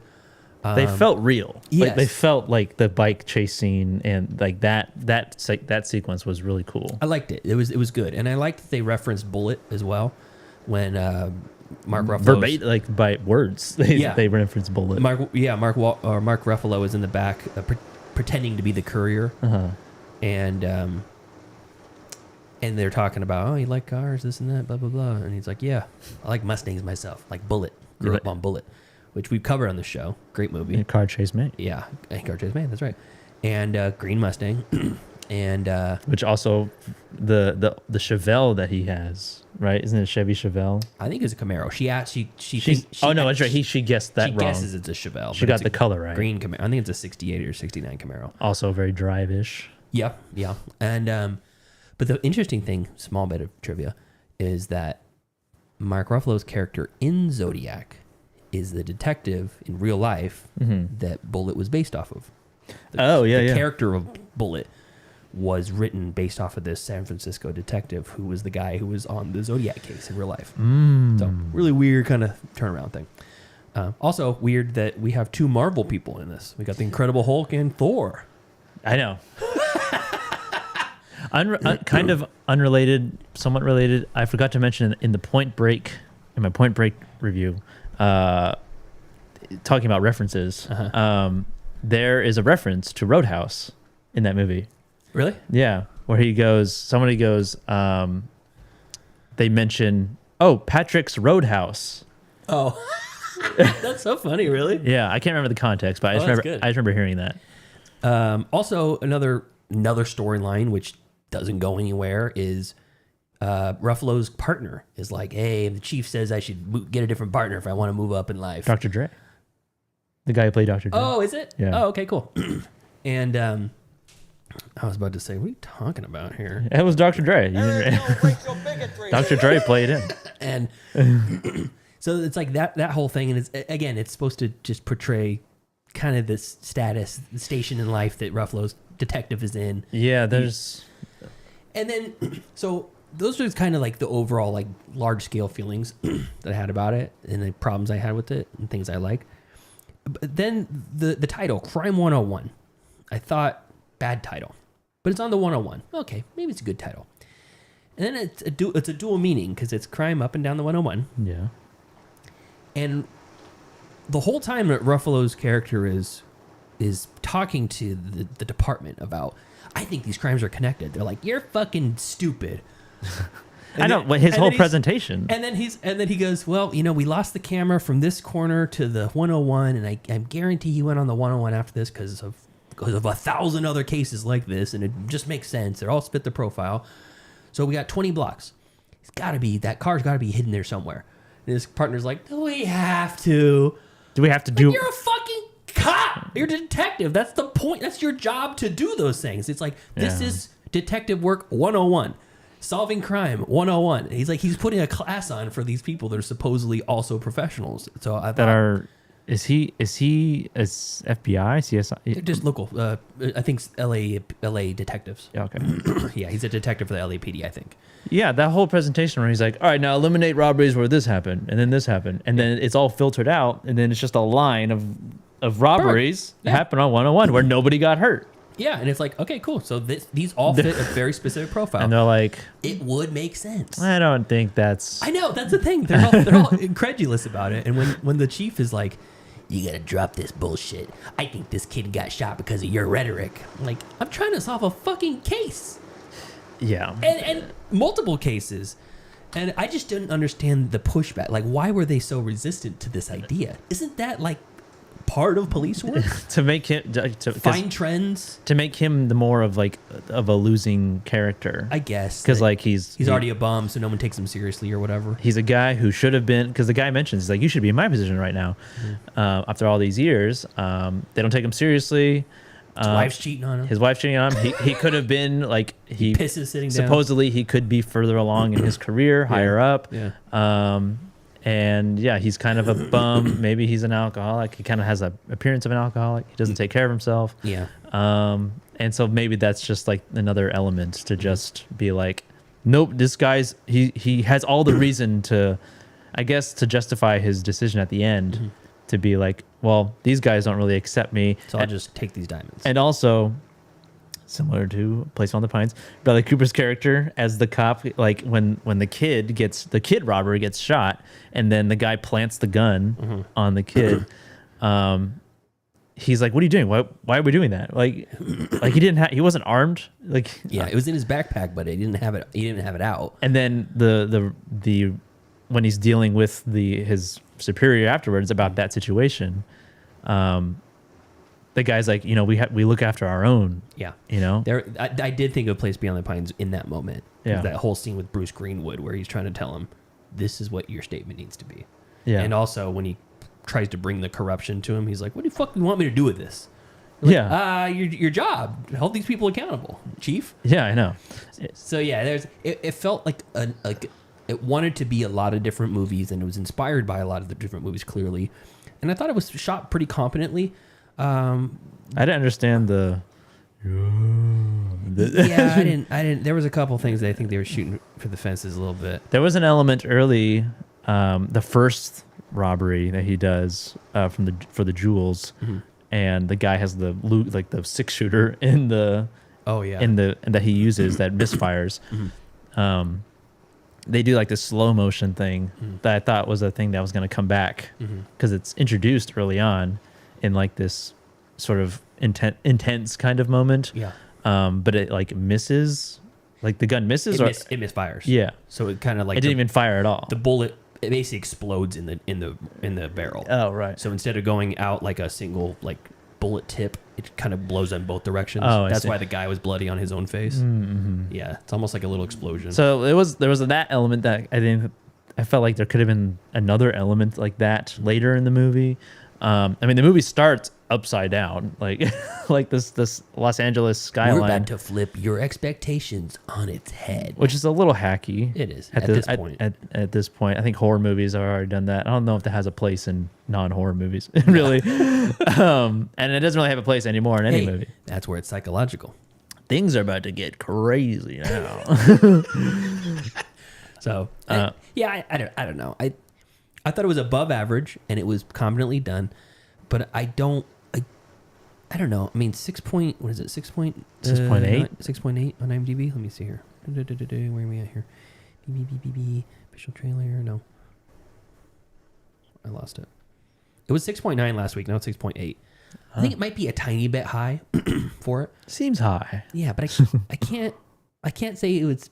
I really loved Barry Keoghan's performance though. Like he's good in everything. I'm waiting for him to be shitty in something. Maybe the Beatles one he's going to be shitty in. Maybe he if can't be a weirdo. If he reprises his role as the Joker. Oh yeah. Okay, maybe that was pretty bad. The Batman. I liked how when he's got he basically telling him put the gun down. He's almost crying, like whining. Oh yeah. Put it down. Put the gun down.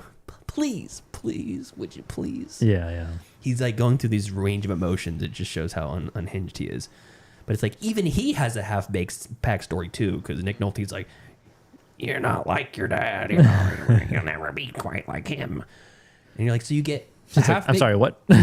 get a half-baked backstory from Barry Keoghan.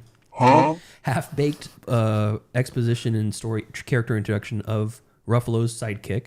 Half-baked love story between him and Monica Barbaro. Half-baked bit about Halle Berry and kind of her journey. And then a half-baked part about Mark Ruffalo's marriage falling apart. And then just a tiny bit, just more than half, like 3/4 baked story about how Chris Hemsworth was in the foster care system. Yeah. Could have spent way more time talking about that. They kind of drop it in the last, I feel like in the second half of the movie where he's like, oh yeah, He calls his mom. I used to be poor. Yeah. And I don't ever want to be poor again. Yeah. And it's like, okay. By the way, bro's got no game. He's got 0 game. That's so when he's texting her after the accident. I don't know. I mean, did you finish watching that last episode of Neighbors? No, but I saw the part where he's texting the young girl. There's another part where it's like she doesn't respond right away. Oh yeah. But that part where he's texting her first, where he's like, "Hi, it's me from the bar," and she just goes, "Sure, like you want to go on a date with me, please?" Yeah. And she just goes, "Yeah," with my old balls. Like, but in this, it's like very similar, where she just goes, "Yeah," like. Yeah, he's got no game at all. It's me from the accident. Would you like to go to dinner? Yeah. Would you like to rear end me again? Yeah. Maybe I could rear end you this time. Yeah. Oh, zinger. Oh. We bring the boom! A+ stuff. So, any other thoughts about the movie as a whole? As a whole, I mean, the resolution was kind of cheesy, like the end with like Ruffalo. Well, he gets that old car that he likes so much because maybe it's for the car from Bullet. I don't know. It's not. It's a Camaro. Oh, okay. The car from Bullet's a Mustang. And he's like he gets that old car and gets the diamonds and gets the diamonds. Kind of a Goonies type of ending. He straight up steals from the crime scene. Yeah, but they kill the guy, a kid. Yeah, that was Hemsworth did it though. No, the cop that killed the kid. Oh yeah. And then it just like goes to white, and he's like laughing as he's driving this car away. I actually liked the close up of him like getting giddy because he hadn't been happy the entire movie, and he finally gets to drive a car, and that's all he wants. That's all he just wants to drive a car. That's all he wants. And have a bunch of millions of dollars worth of diamonds. And he didn't get away. He'd get away with anything. Chris Hemsworth, he didn't get any of the money. Not from that heist. But he had tons of money from old heists. Like I'm already rich. Yeah, pretty much. He just didn't hit that mythical number. The walk away money. So if you were to sell cocaine or heroin, cocaine, take your pick, fent, whatever. What number would you have to like your imaginary number to when you get out? To stop selling? Yeah. Like I'm gonna sell enough to make $500,000 and I'm out, or is it like 10 million? I mean, you have to sell drugs. Yeah. In this scenario, you must. It's not an option to not sell drugs is off the table. What's your magical number? I don't know. I mean, 10 million. I mean, you can live for. I mean, I think you can live for the rest of your life for $10 million. I'm pretty sure you could do that, right? Let's do some math. Pretty comfortably. Let's do some math. How much money am I spending a year for the next? So you're 33 right now? Yes. Okay. For the next 40 to 50 years. Let's just call it 50 years. 83. Okay. So 50 years. Divided by 10. And let's just call it $5 million a year. Could I spend $5 million? Could I only spend $5 million a year until It's $250 million you're taking for this? Oh, sorry. So 10 million. $500,000 a year. 10 million divided by 50. That's $200,000 a year. Could you live your entire life off $200,000 a year? I make tax free. I make like tax free. Yeah, I make like a quarter of that. So tax free. If you're talking 200,000 times. Probably, I would say I'd get by if Unless that's like making $280,000 a year. if I in changed your day job. nothing about, like, if I didn't move, Yeah. if I didn't buy a house, if I didn't do anything with that, if I stayed where I am right now, yes. But you could buy a house with that money. But I could, yeah. Cash. I'll just say 100 million. 100 million? Okay. No. 50 million. 50 million? No. $500 million. $500 million. How long would it take you to get $500 million pushing? I just sell like Coke for $1 million a pound. Okay. Only got to sell 500 pounds of it. Yeah. How hard? People love Coke. It's the most popular soda. I saw a book. I don't know if it was a joke or not. I know it was a joke, but I don't know if it was real or not. But it was like it was like a how-to book, and it was like how to make $1 million fast. And it was on Amazon, and the book was $1 million to buy it. That's good. Pretty good. Yeah. So trivia. This took place. Filming took place in the Pacific Palisades just before the wildfires in 2025. Crazy. Yeah.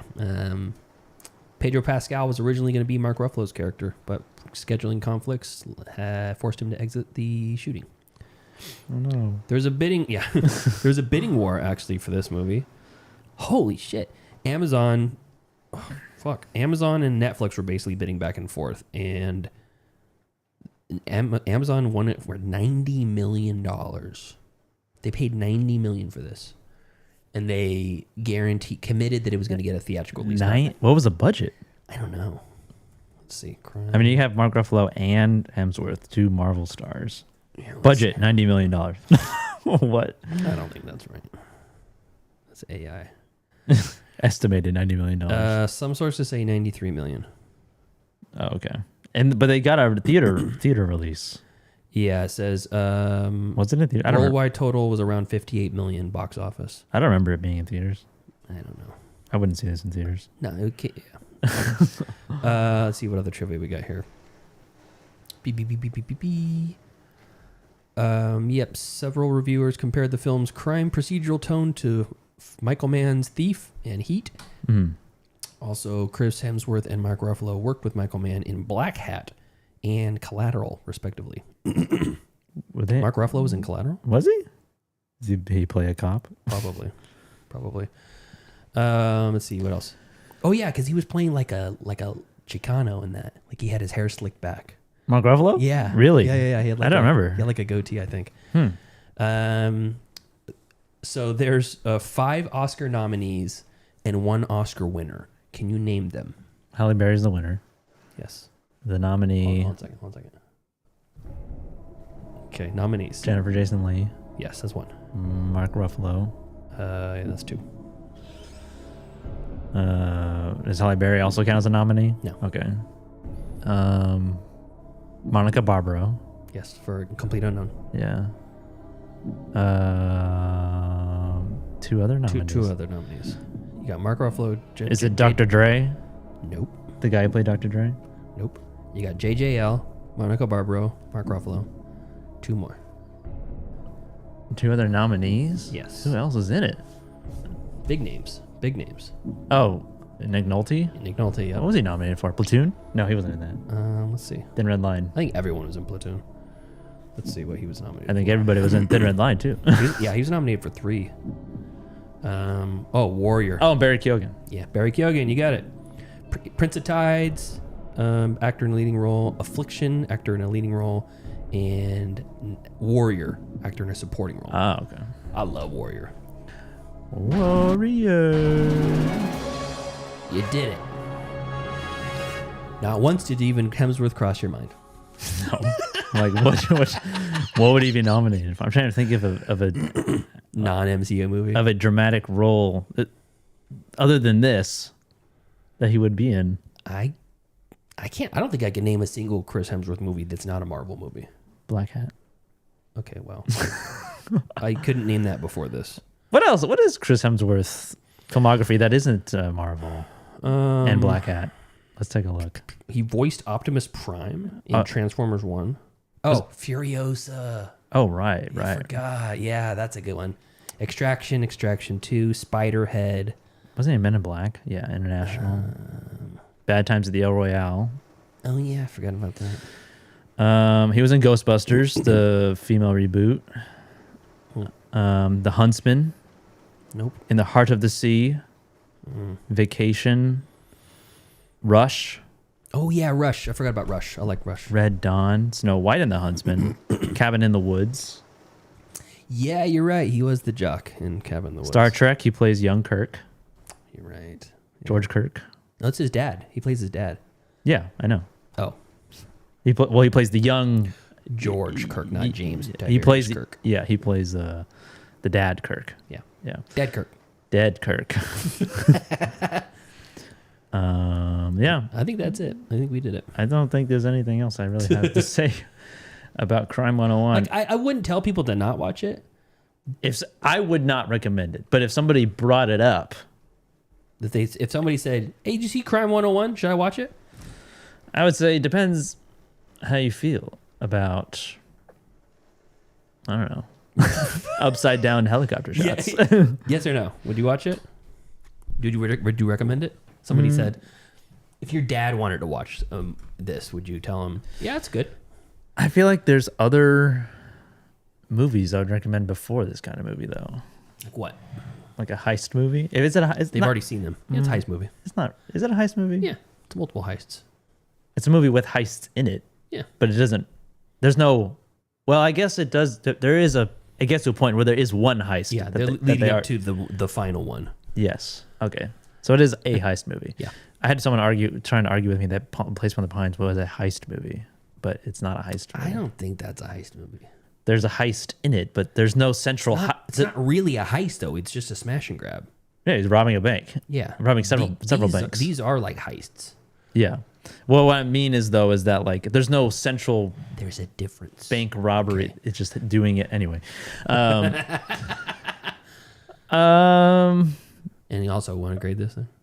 Yeah, I guess I'd recommend it. If somebody brought it up, I would. I'm not going to go out of my way to be like, "Oh, did you watch Crime 101? You got to see it." Bro, what are you doing? You haven't seen it yet? You got to watch. Stop what you're doing. You got to watch. I am the law. And then yeah, would you recommend it? Yeah, I think so. Out of the way. I'd say I'm like if someone's like, "Hey, did you see any good movies this week or recently?" I'd say, "Yeah." And yeah, I did. And they'd say, "Oh, yeah, can you name them? Can you name them for me?" I'm like, "I could." And Crime 101 would not be on that list. Mm-hmm. I'd say Project Hail Mary, go see that. Mm-hmm. And then I'd say pizza movie. Yeah, Bob Trevino likes it. That's what I'm going to talk about next week. Is that a movie? Yeah, Bob Trevino. Sounds familiar. It's really good. I think you should watch it. We should talk about it next week. Bob Trevino. Bob Trevino likes it. I think it's on Hulu. I'd say, yeah, I watched that. And I watched this terrible movie called Gunslingers on Netflix. Yeah. And then eventually I'd be like, any heist-related movies? You know, I did see Crime 101. Terrible title. But it makes sense once you start watching it. Any crime-specific movies? It's got Ruffalo in it. Terrible titles. He's good. And Halle Berry. She's there. She's doing... You like Jennifer Jason Leigh? No? Don't know her? Okay. Well, she's in it too, but she's barely in it, so not a huge selling point. Starring Jennifer Jason Leigh and Monica Barbaro. Yeah. You ever heard of... You know who Nick Nolte is? Yeah, that guy from... the guy from Tropic Thunder? Yeah, the guy from Take-Back 4-Leaf from Tropic Thunder. Yeah, he's in it. I was in the shit. And he's terrible. I don't know what they call it. I just know the sound it makes when it takes a man's life. He really did sound like RFK. Yeah, he sounds like that in Warrior, though. Like, he's been going down that path for a while. I mean, he's always had that, like, gravelly, raspy voice. Mm-hmm. But it really had that sort of, like, vibrating thing that RFK has. And and it's like a condition. Yeah. I have there's a lady who works for my company in headquarters, and she does training. And it's like management training. Mm-hmm. She's a trainer of managers. Yeah. So like if you're in one of her classes, you're already in management. Oh, okay. And she kind of talks like this. I'm so happy that everyone's on the phone call.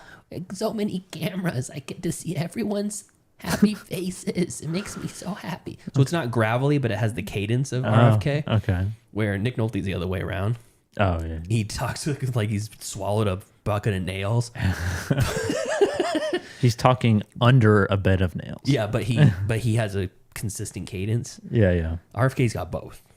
Yeah, he's like up and down all over the place. I would love it if I never heard him talk again. That'd be great, actually. Life goal. So, so I give it a B. B? Yeah, it's a B. Yeah, I'm like a B minus. Yeah. Yeah, that's fair. What do we do next week? Are we spinning the wheel for the? Are we doing that? I don't have the wheel on the board because we haven't been doing it for so long. I don't have the wheel on the board. Oh, one wheel. Yeah, 2 hosts, 8 slots. What is it? It's like 8 slots, 2 hosts, 1 wheel. Yeah. 2 girls, 1 cup. 1 wheel. All right, so here's the wheel. And pre-code movies. We already did that, and we talked about the end of last episode, the Gavin Chatter episode, but we're gonna change the format a little bit. We're gonna ramp back some of the content that we're giving out. Instead of doing 2 episodes a week, there's just gonna be 1 per week. So we're still gonna record on Saturdays, record live. That live recording will be available as like a YouTube link immediately as soon as we're done. So you can listen to the whole thing like immediately if you want. If you don't want to wait for him to come out, 2 weeks in a row. But Wednesday it's going to be Gavin Chatter, and then the next Wednesday it's going to be the review episode. And mainly it's because Tyler's not here with us anymore. It's going to be a long time till he's able to come back. He's still alive. He is alive. He's in just chronic pain, and the doctor's saying it's going to be most of his life, if not his entire life. Oh, son of a bitch! Yeah, I know, it really sucks. So, and he has a medically restricted license now, so he can't like get on the road and come here every day. I'm your host, Outrageous Tyler. Not so outrageous anymore. Yeah, more demure and like stationary. We'll see if he gets that outrageous flavor back. I hope so. We're missing a little bit of sugar in the show. So sugar, I don't know if I would. Another vinegar, brine, cumin, Chinese spice, allspice, cloves, everything nice. He's the secret ingredient called Chemical X that made us Chemical X. Yeah, I think that's more accurate. Yeah. So, but and to be frank, it's just a lot of effort to go in and a lot of commitment every single Saturday to basically tank most of the entire day, and then I still have to edit each episode and upload them the night before and whatnot. It's taking a toll. So we're still going to record it every Saturday, but it's going to do Gavin Chatter, release 1 week, and then the review next week. And we're going to go back to the wheel, the topics, because we still have some left from when we put it on pause after Tyler hurt himself. Pre-code movies are done, but we have heist movies from Pete, horror movies without the from Tyler, blaxploitation from Joseph, and IMDb top 200 bottom from 201 to 250. So the bottom 50 of the top 250. Yeah, from Joseph. And we're going to do this week, we're going to pick our own movies for ourselves. Me and Joseph are going to review 1 movie each next week on the review episode. And then we're going to pick a movie for each other. And I think we should communicate ahead of time to know what that is, so that you don't watch it on your own accord. Because, we're free to watch as many, let's just say it's blaxploitation. We can watch as many blaxploitation movies we want from now until then and talk about it. And then we have streaming picks that are germane to the topic and all that kind of stuff. So we'll figure it out. Yeah. It'll be new and exciting. So we're going to give this a spin and see what we're going to review next week. What kind of movie? There's a lot of blank spaces on here, so if we get one that's close, maybe we'll just tick it over. It's still well lubed. I still lube this thing up every week.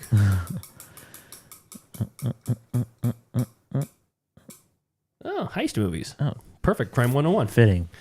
I don't have the air horn on the board anymore. Oh. We bring the boom! Yeah. Whoa. All right, so we're gonna watch heist movies next week.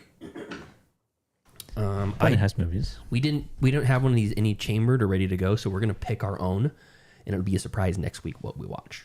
Oh, so we're not gonna tell each other which one each of us are watching? No, so this week I'm gonna pick my own. You pick your own. Right. But we don't have them ready to go, so we can't announce that to the class. Oh, yeah. So next week it'll be a surprise, but have a movie ready for me next week. All right, separate from the one that I watched. Correct. Okay. And then, or it can be the one that you watched. I'd be like, ooh, this is great. P should watch this. And I'll watch Assuming you haven't seen it. Correct. We'll have to communicate that part.